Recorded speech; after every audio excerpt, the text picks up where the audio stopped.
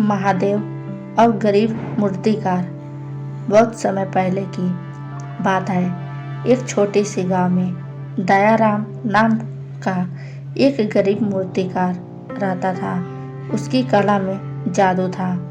उसके हाथों से बनी मूर्तियां इतनी सुंदर होती थी कि देखने वाला मंत्रमुग्ध हो जाता। लेकिन उसके भाग्य ने कभी साथ नहीं दिया। दयाराम सुबह से लेकर शाम तक हिम्मत करता, मिट्टी को आकार देता, लकड़ी पर महीन नक्काशी करता और पत्थर में जान डाल देता।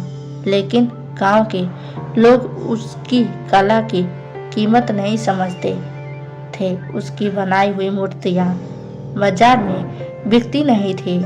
धीरे धीरे उसके पास खाने तक के पैसे नहीं बचे।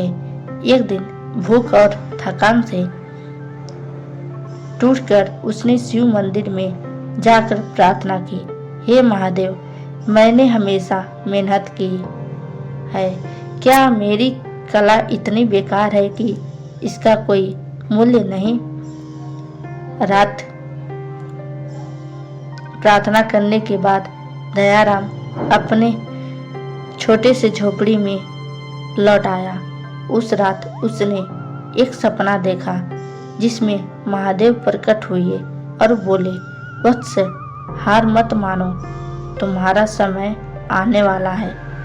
एक आखिरी मूर्ति बनाओ और सच्चे दिल से मुझे समर्पित करो। दयाराम ने सुबह उठकर महादेव की सबसे सुंदर मूर्ति बनाने का निश्चय किया।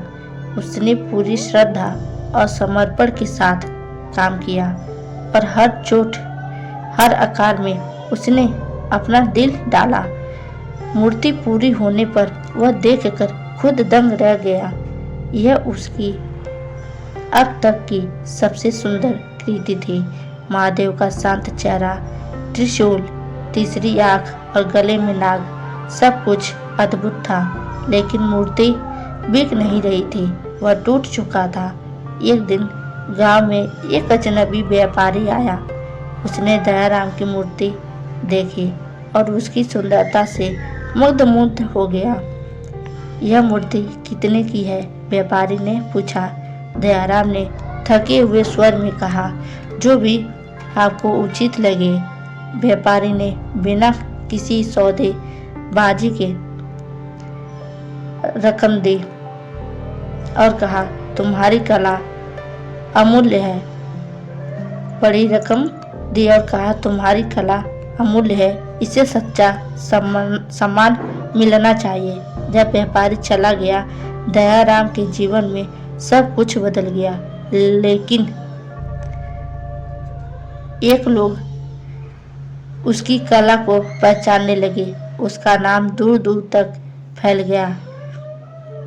एक रात दयाराम ने फिर वही सपना देखा।